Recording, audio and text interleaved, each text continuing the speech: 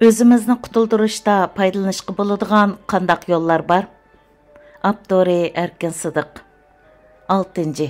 Uyg'ur Yahudi hamkorligini keng doirada qurib chiqish. Bu qismda yozadiganim kitobdan elingan mazmun emas. Uyg'ur irqiy qirg'inchilik kuni munosabati bilan uyushtirilgan irqiy qirg'inchilik davom qilayotganda Uyg'ur madaniyatini qo'g'dash haqidagi xalqaroliq ilmiy muhokama yig'inining birinchi suhbati 2022 yil 9 dekabr kuni George Washington Universiteti Eliot xalqaroliq ishlar markazi zalida o'tkazildi. Bu faoliyatni Uyg'ur akademiyasi uyushtirgan bo'lib, uningga yordam qilgan tashkilotlarning biri Uyg'ur Project fondi. Bu faoliyatda nutq so'zlagan amerikalik zotlarning biri Amerika Demokratiyani ilgari surish fondi jamiyatining sobiq raisi Karl Gershman apandi bo'lib, uning nutqi meni alayda jalb qildi. Undaq bo'lishning sababi Karl apandi nutqida Yahudilarning qandaq qilib necha ming yildan keyin o'z vatanini qaytadan qurib chiqqanligi haqidagi bir qancha muhim ishlarni bayon qilgandan boshqa, u yana hozirgidek vaziyatda Uyg'urlar qandaq qilishi kerakligi haqida bir qancha muhim takliflarni o'tirg'a qo'yganligi edi. Men Karl apandi bilan burun u ND'ning raisi vaqtidami Amerika poytaxtida ko'rishib baqqan edim. Ammo uning Yahudi millatidan ekanligini uning bu qitimqi nutqini olgandan keyin andan bildim. Men bu qitimqi faoliyat jarayonida Karl apandi bilan ko'rishib, uningdan so'zlagan mazmunning tekstini so'rab olmaganligimga bak pushaymon qildim.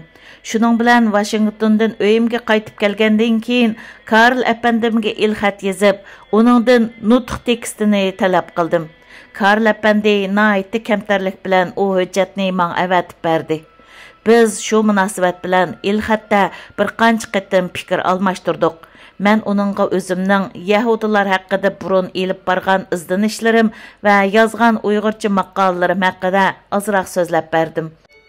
U nayt xoşal bo'ldi hamda o'zining ba'zi Uyg'ur tashkilot rahbarlari bilan bir Uyg'ur Yahudi dialog programmasini yo'lga qo'yish ustida tirishayotganligini deb berdi. Men tövanda Karl apandining Uyg'urlar buningdan keyin qanday qilishi kerak degandek savolga javoban bergan takliflarini bayon qilib o'taman. Mening yozadiganim Karl apandining nutqining so'zma-so'z tarjimasi emas, balki uning so'zining asosiy mazmuni. Yahudilar tarixida o'tgan Akiva ismli bir Rabbi bo'lib, Yahudilarning ko'p asr saqlanib qilishida uning o'ynagan roli nihoyatda cho'ng.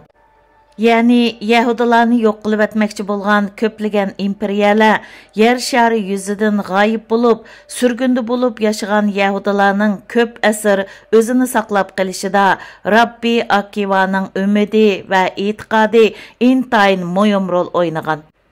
Bugun bo'lsa uning Iroqni ko'rish ahli Isroiliya davlatining qaytadan tug'ilishi bilan bir reallikka aylandi. Umid bilan e'tiqod xuddi insonlarning jinidak kam bo'lsa bo'lmaydigan ikki narsa. Ammo ularning o'zila yetarli emas. Inson apparatimi intayin muhim. Niyat qilgan ish ko'rgan tush bo'lib turavermaydi. Ayrım individuallar va kollektiv maqsadlik holda burunqi ishlardan tajriba savoq olgan holda va ijodkorlik bilan ish ko'radigan inson apparatiga tayinib, nihoyatda ulug' maqsadlarni amalga oshira oladi. Rabbi Yohanan Rabbi Akivadan necha 10 yil burun yashagan bo'lib, u Rim imperiyasi zamonida panoh tilab turib, boshqa bir qancha kishilar bilan birga Yahudilarning tafakkuri, tiliki va kunlik turmushining yetakchisi bo'lgan Minshani yezishni boshlagan. Mazkur kitobning tamomlanishi Yahudilarning gullanishini kapolatga ega qilgan. Uyg'urlar o'zlarining o'zgacha tarixiy, kimligi, an'anasi va madaniyatiga asosan o'zlarini saqlab qolishning yo'lini o'zlari tepib chiqishi kerak. Ammo Yahudilarning tajriba savoqlari ichida Uyg'urlar o'rgansa bo'ladigan bir qism foydali narsalar bor bo'lib, men ulardan tuvandikilarni tavsiya qilaman. Birinchi, umidning muhimligini qanchalik ta'kidlasakmi oshirib o'tgan bo'lmaymiz. Vaclav Havel umidni inson ro'yining bir parchasi, uningsiz insonlarning kelgusi istiqboli bo'lmaydi degan. İkinci, balalarni yaxshi tarbiyalash, Uyg'ur madaniyati va Uyg'ur an'anasini keyingi avlodlarga o'tkazib berishning birdan-bir yo'li bo'lib, bala tarbiyasini yaxshi elib berishning yangi usullarini barpo qilish kerak. Üçüncü, ortaq Uyghur kimligiga asoslangan madaniyat va milliy tavallik tarafidan vujudga keltirilgan birikish kuchi kam bo'lsa bo'lmaydigan muhim omil bo'lib, siyosiy jihatda, falsafalik tushuncha jihatda va tashkilotchilik jihatda qandoq saqlanғылы bo'lmaydigan farqlarning mavjud bo'lib turishidan qat'iy nazar, u omilni cho'qim saqlab mengish kerak. Yuqorida tilga ilingan farqlarni muvofiq bir taraf qilish orqali qimmatlik yangiliklarni yaratqili bo'ladi. 4-nji, inson apparati kam bo'lsa bo'lmaydigan darajada muhim bo'lib, u umid bilan e'tiqodni to'liqlashi kerak. O'zini hayot saqlash va o'zining madaniyat an'anasini saqlab qolish bugungi yer sharilishish va texnologiyada tez suratda o'zgarish davridagi bir xil kurash. Gerçi bugün Uyg'urlarning beshiga kelgan tahdid boshqalar duch kelgan tahdidlar bilan selishtirg'ili bo'lmaydigan darajada qo'rqinchli bo'lsa-mu, yuqorqi kurash yolg'iz Uyg'urlarning ko'rishi emas. 5-nji, liderlik yoki boshqalarni unumlik yetaklash qobiliyati kam bo'lsa bo'lmaydigan narsa bo'lib, u cho'qim yiroqni ko'ra oladigan aql va tavranmas iroda bilan birlashtirilishi kerak. 6-nji, Uyg'urlar hozir o'z beshidan kechirayotgan zulm, ko'ngil og'riqi va dard alamlar Uyg'urlarga texmi chidamliq, texmi kuchlik va uzun muddat saqlanadigan millat xarakterini, millat tavalligini va milliy kimligini ado qiladi.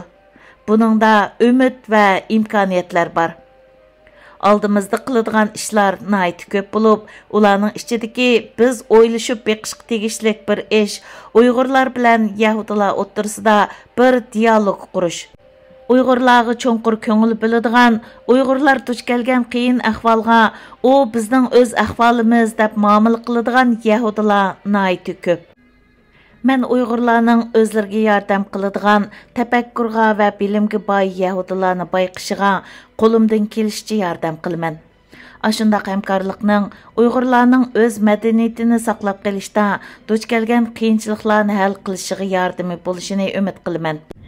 Mushundaq safarga atlangan Yahudilar Uyg'urlar bilan birlikda yangi narsalarni o'rganalaydi. Agar Uyg'urlar o'zlari uchun unumlik yo'llarni topa oladigan, u yo'llar yolg'iz Uyg'urlar uchun foydali bo'lib qolmay, hozir nihoyatda qiyin ahvol ichida o'zining parlaq istiqboli uchun kurash qilayotgan boshqa xalqlar uchunmi umid ato qiladi. Men burun Yahudilar haqida 2 parcha maqola yozgan bo'lib, u maqolalar G'oliblarning xarakteri va saboqlari degan basma kitobimning 39 va 62 betlarida bor. Ularni mening tor betimdan tushirib o'qig'ili bo'ladi. Davomi bor.